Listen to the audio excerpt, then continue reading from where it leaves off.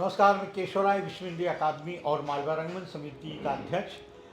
आज हमने रविशंकर मिश्रा जी से एक निवेदन किया था 14 सितंबर को ही, जब आप हिंदी दिवस 14 सितंबर को इस्कॉन में आपको सम्मानित किया था और आपका हिंदी की विकास यात्रा में उद्बोधन भी सुना था। तो कुछ हम पुस्तकों पर बात करना चाहते थे और सुनना चाहते थे, तो आज हमने उनसे निवेदन किया, आज उन्होंने समय निकाला। उनकी 2 पुस्तक आई है, श्री रामचरितमानस और उषा की किरण। तो वरिष्ठ पत्रकार सुरेश शर्मा जी आपसे भी बातचीत करेंगे रविशंकर मिश्रा से। सर, रविशंकर मिश्रा जी, आपका स्वागत है। विश्व हिंदी अकादमी के केशवराय जी का प्रयास बहुत महत्वपूर्ण है और बहुत ही जो कालजयी रचनाकार आलोचक रहे हैं उसका इंटरव्यू ये करते रहे हैं और ये संस्था करती रही है और इस तरह से हिंदी के और सशक्त बनाने में इसकी महत्वपूर्ण भूमिका रही है। उस मंच से मैं आपसे बात करना चाहता हूँ। आप जाने माने क्या कहेंगे, अनुवाद को निर्धारित और नियोजित करने वाले आलोचक और कवि तथा जो हमारा काव्य है उसको नए सिरे से, जैसे कि रामचरितमानस पर इन्होंने जो किताब लिखी है आपने, इस किताब में उन्होंने पूरे रामचरितमानस को सार और उसकी व्याख्या संक्षेप में अगर किसी को जानना हो तो उसे श्री रामचरितमानस रविशंकर मिश्रा जी का उसमें बहुत महत्वपूर्ण भूमिका निभाता है।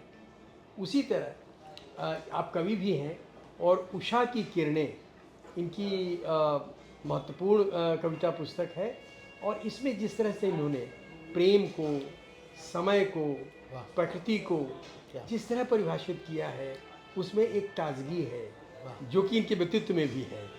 तो ये इस तरह से ये एक महत्वपूर्ण रचनाकार के रूप में हमारे सामने आते हैं और अनुवाद विचारक के रूप में भी सामने आते हैं। तो सबसे पहले, क्योंकि इन्होंने लंबे समय तक अनुवाद और अनुवाद की दुनिया को पर काम किया है, उसको निर्धारित किया है, तो वहाँ से बात शुरू करते हैं और फिर इनके रचनात्मक संसार पर यानी कविता पर और फिर इनके आलोचनात्मक संसार पर यानी जो उनका आलोचना लेखन है उस पर बात करेंगे। रविशंकर मिश्र जी, हम ये जानना चाहते हैं कि आपने अनुवाद के आपने बहुत अच्छा काम किया है और अनुवाद पर बहुत समय जीवन का लगाया है। हिंदी अनुवाद में एक क्या सबसे बड़ी कठिनाई है, क्योंकि वो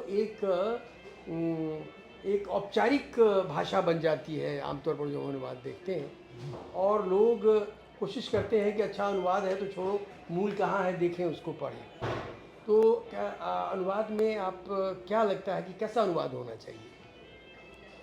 ऐसा है कि मैंने बहुत अनुवाद किया, लेकिन लोग कहते थे कि एकदम हिंदी, शुद्ध हिंदी में करें। तो हम लोगों ने ये सोचा कि बोलचाल की भाषा में होना चाहिए, क्योंकि बहुत सी चीज़ें ऐसी है जो अगर आप शुद्ध करेंगे तो लोगों के समझ में नहीं आएगी। तो हमने जहाँ तक है बिल्कुल ऐसी सिंपल साधारण भाषा में और बोलचाल की भाषा में देवनागरी लिपि को अपनाते हुए हिंदी का कार्य किया। साथ में हिंदी को बढ़ाने के लिए बहुत प्रयत्न किए हमने। हमारा डिपार्टमेंट टेक्निकल डिपार्टमेंट था, इंजीनियरिंग डिपार्टमेंट था, उसमें भी मैंने इतना काम किया कि सारे अधिकारी के रूप में हिंदी अधिकारी के रूप में इतना काम किया कि पूरे नक्शे हमने हिंदी में बनवाए। एस्टीमेट जो अनुमान होते थे अंग्रेजी में, वो बड़ी बड़ी करोड़ों की बिल्डिंगों के अनुमान हमने हिंदी में बनवाए और 100% से थोड़ा ही कम 80-90% काम मैंने हिंदी में विभाग में करवाया। वो क्योंकि मेरा जूरिडिक्शन पूरा मध्य प्रदेश छत्तीसगढ़ था, तो मैं हमेशा टूर पर जाकर हिंदी का प्रचार करना, लोगों को समझाना।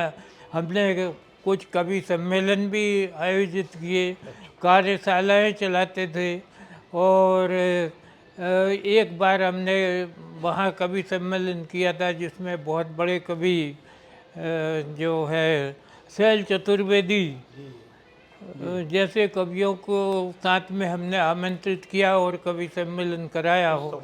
और हमारे होशंगाबाद के एक कवि थे सुरेश उपाध्याय, उनको भी हम लोग बुलाते थे। और फिर इन सब कामों के बीच में जैसे जैसे मुझे अनुभव होता गया, कभी कभी प्रेरणा मिलती थी, कभी बैठा रहता था तो वो समझ में आता था कि कुछ लिखना चाहिए। तो कविताएं लिखने का एकदम से तो ध्यान आता नहीं है।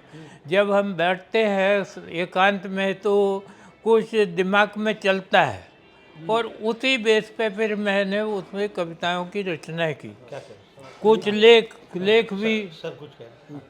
ये कह रहा था कि कविताओं पर हम आएंगे। हम अनुवाद वाला ख़त्म करना चाहते हैं आपसे। आपका अनुभव बहुत ये रहा है। तो अनुवाद पर आखिरी 2 सवाल हमारे हैं वो ये कि जैसे कि अभी पिछले दिनों एक गोष्ठी में चर्चा भी कर रहा था कि जैसे अब विमान में हम बैठते हैं तो हमारे पास जो अनुवाद की भाषा आती है कि बैठे हुए कुर्सी की पेटी बांधे रखिए। इसका क्या मतलब है? तो क्या ये जो अनुवाद है, एक तो बैठे हुए कुर्सी, मैंने आप विशेषण आप बैठे हुए लगा रहे हैं कुर्सी के आगे, कई बार बैठे हुए कुर्सी के आगे के कुर्सी पेटी बांधे रखिए। तो कुर्सी की पेटी, क्या कभी कोई बोलता है क्या कि कुर्सी की पेटी? हाँ, तो हिंदी में ऐसे बहुत सारे। बैठिए तो सीट बेल्ट बांध लीजिए, ये हाँ, क्यों नहीं चल रहा है? हाँ हाँ, ऐसा है कि इसी टाइप के क्वेश्चन होते हैं कि जैसे इंडिया में ऑल रोड्स आर सरफेस। हाँ, तो मतलब क्या अनुवाद होना चाहिए? उसका अनुवाद ये है कि जो सड़कें हैं वो पूरी डामर की बनाई गई है, लेकिन इंग्लिश में लिख देते हैं रोड्स आर सरफेस। उसका अनुवाद हो जाता है। उसमें ये होता है कि लोगों को समझ में नहीं आता। तो कैसे इसको ठीक किया जाए? यानी ये जो भाषा बन रही है जो हिंदी कोई इस्तेमाल नहीं करता, इसको सिर्फ करने का यही है कि आपकी बोलचाल की भाषा में भाई इसको इस्तेमाल करना है। और हमारे रूल भी यही कहते हैं कि जैसे राजभाषा नियम है उसमें 12 रूल बनाए गए हैं। तो उसमें ऐसे है कि नियम 3-3 के अंतर्गत में 2 भाषा में करना चाहिए। ऐसे जो रूल है बने हुए हैं, जैसे एक नियम 5 है उसमें कोई अभ्यावेदन आवेदन आप दोनों भाषा में कर सकते ये हैं। जो नियम बने हैं पहले से, इस नियम में बदलाव या परिवर्तन होते रहते हैं समय समय पर? समय समय पे अभी तो बहुत दिनों से परिवर्तन नहीं हुए और वही नियम जो है राजभाषा नियम 1976 का ही अनुपालन चल रहा है। 63 में राजभाषा अधिनियम बनाए गए थे, फिर 76 में राजभाषा नियम बनाए, उसके अंतर्गत 12 नियम है कुल। लेकिन आपको ऐसा नहीं लगता कि ये जो अनुवादकों की एक दुनिया है और जो अनुवाद अधिकारियों की दुनिया है, वो अनुवाद को एक जैसे कि अनुवाद भी जो है वो संप्रेषण का माध्यम न बनकर एक औपचारिकता मात्र बन के रह गया है। अनुवाद से भी संप्रेषण के लिए किया था कि अंग्रेजी नहीं जानता तो वो हम हिंदी ऐसी ही लिखेंगे। भवानी प्रसाद मिश्र की कविता है कि जिस तरह मैं बोलता हूँ उस तरह की तू लिख। या प्रभाष जोशी जनसत्ता में हम लोग कहते थे कि भाई आप लोग जो भाषा लिखेंगे वही भाषा लिखेंगे जो पढ़ने वाले लोग बोलते हैं। हाँ, तो हमारे संस्थानों में भी, सरकारी संस्थानों में भी ऐसी भाषा होनी चाहिए जो संस्थानों में आते हैं और जानना चाहते हैं उनकी भाषा में हमको करना चाहिए अनुवाद। क्या ऐसा नहीं सोचते हैं आप? हाँ, ये ठीक है, बिल्कुल सही है आपका कथन। होना चाहिए। ये क्या प्रयास होना चाहिए, कैसे ये होगा? इसके लिए प्रयास ये है कि ज़्यादा से ज़्यादा प्रचार हो और लोगों को जागरूक किया जाए। और हमारे देश में बहुत इसमें काम हुआ है, बहुत कुछ अभी जो है एक मेन मतलब यह है कि हिंदी जो है एक संपर्क भाषा है, सभी को आना चाहिए। तो कोई भी स्टेट में अभी जो जैसे विरोध करते हैं तो वो ठीक नहीं है। और ये वैश्विक स्तर पर संपर्क भाषा के रूप में हिंदी काम कर रही है और बहुत प्रयत्न किए जा रहे हैं। अनुवाद की बात चल रही तो भारत में, जहाँ तक मुझे भारत का ख्याल है, कि भारत में कई लोग कवि बनना चाहते हैं, लेखक बनना चाहते हैं, गीतकार बनना चाहते हैं, लेकिन अनुवादक कोई नहीं बनना चाहता, बहुत ना के बराबर है। और उसी प्रकार से सरकार का भी अनुवादकों के लिए कोई बजट नहीं होता है अनुवाद के लिए। अमेरिका में यही बजट 1,000 करोड़ 2,000 करोड़ का होता है अनुवाद के लिए। क्या वजह? नहीं, ऐसा है, उसमें नियम यह है कि जैसे अनुवाद होते तो उसमें एक मान दे दिया जाता है अनुवादकों को, और जो सरकारी ऑफिसों में लगे हुए हैं वो तो करते ही हैं, ऐसा नहीं है। अनुवादक बनने के लिए इतनी रुचि नहीं है लोगों में, ये मैं कहना चाहता हूँ। रुचि है, क्योंकि मैं कई बार कठिन लगता है काम। क्या आपका क्या राय है सर भाई? हाँ। एक तो अनुवादक बनना जो है वो जब अनुवाद लोकप्रिय होगा लोगों में, तभी तो उसका एक दुनिया बनेगी और वो किताब बिकेगी और लोग उसको खरीदेंगे बड़े पैमाने पर, और फिर जो अनुवाद कर रहा है उसकी दुनिया चलेगी। लेकिन जो अनुवाद की परंपरा रही है अभी, जैसे कि मैं जानना चाहूँगा कि अभी एक आदेश या कहिए एक सजेशन ये आया सरकार की तरफ से कि इन दफ्तरों में उर्दू शब्दों का इस्तेमाल नहीं करेंगे। अभी हाल में जो जिस तरह का आया, इससे भाषा कैसे बनेगी उर्दू के बिना? और उसी में ये लिखा हुआ था कि हम इसको कोई इस तरह का पेशकश न माने कि कोई दबाव है। अब पेशकश तो आप उर्दू की ही भाषा में कह रहे हैं कि उर्दू का शब्द का इस्तेमाल है। तो मेरा कहना ये है कि हिंदी जो है वो उसका सही रूप क्या होगा, हिंदी सही रूप आज क्या होना चाहिए, जबकि हमारी दुनिया जो है अपभ्रंश से हम आए हैं और लोक भाषाओं से हम निकले हैं, और संस्कृत है और अंत में उर्दू है, और अंग्रेज़ी भी अब व्यापार की भाषा है। क्यों? तो इस सब को मिला के, और जो जैसा कि अखबार के संपादक ने कहा, जो मैंने बताया आपको, और अखबार के मालिक ने कहा, अखबार के मालिक समीर जैन, उन्होंने कहा नवभारत टाइम्स में हम लोगों को संपादकों को बुलाकर कि आप उस भाषा में लिखिए जिस भाषा में हमारा जो रीडर है वो विज्ञापन जिस भाषा में समझता है। अब देखिए उसका व्यवसाय कि जो विज्ञापन की जो भाषा हम सरल देते हैं वही भाषा आप दीजिए तो वो विज्ञापन के साथ ही वो भी पढ़ेगा, नहीं तो रख देगा। तो आप कैसी भाषा, आदर्श भाषा क्या मानते हैं? आदर्श भाषा जो है अब इसमें जो पुरानी हिंदी के बाद में जो हमारे 19वीं शताब्दी में भारतेंदु हरिश्चंद्र हुए, आचार्य रामचंद्र शुक्ल हुए, इन लोगों ने जो जिस भाषा को आधुनिक हिंदी का रूप दिया है वो हिंदी में काम होना चाहिए, और आजकल हो भी रहा है। मेरा ये मानना है कि जैसे हिंदी आजकल तो हिंदी अनुवादकों का सिलेक्शन वहाँ यूपीएससी के थ्रू होने लगा है, और जो हिंदी अधिकारी हम लोगों के ज़माने में क्लास 2 हुआ करते थे, आजकल क्लास 1 में वो उनको अपग्रेड कर दिया गया।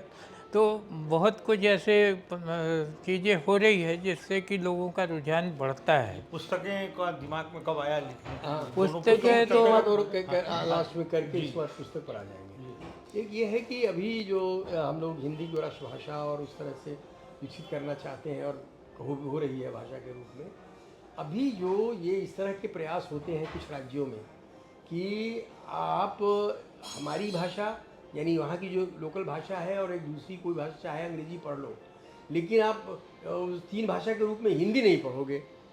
तो ये किस तरह का आपको लगता है कि क्या ये उचित है? ये उचित तो नहीं है, लेकिन ये पॉलिटिक्स में लोग जो है, पॉलिटिशियन लोग जो है अपनी अपनी हिसाब से मत व्यक्त करते हैं, और उसका अभी जो आपने चला था या महाराष्ट्र में कि मराठी है होना चाहिए, लेकिन सवाल ये है कि अगर मराठी को बना दिया जाए राजभाषा तो फिर कितने लोग समझेंगे। हिंदी एक ऐसी भाषा है जो कि हर क्षेत्र में बोली समझी जाती है, तो इसका विरोध करना तो ठीक नहीं है, मैं उचित नहीं समझता हूँ। और जहाँ तक है कि आगे हिंदी बढ़ते ही जाएगी, अभी पीछे हटने का सवाल नहीं उठता है। और अभी इतनी ज़्यादा बढ़ चुकी है और भी ये तरक्की होती रहेगी। मुझे तो पुस्तकों पे बात करके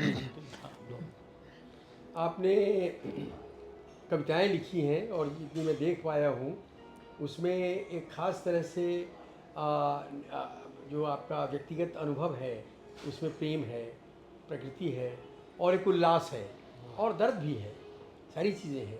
तो काव्य की प्रेरणा आपको हिंदी कविता की दुनिया में किन कवियों से आपको मिली है? मुझे जो कवि मेरे पसंद के कवि है उसमें एक तो जयशंकर प्रसाद, दूसरे रामधारी सिंह दिनकर, फिर तीसरे नंबर पे सूर्यकांत त्रिपाठी निराला आते हैं। ऐसे कवियों से मुझे बहुत प्रेरणा मिली और ये कविता लिखने का विचार मेरे मन में तो बहुत पहले ही था। जब मैं पढ़ता था प्राइमरी स्टेज पर, तभी मैं कुछ कविताएं लिखते रहता था।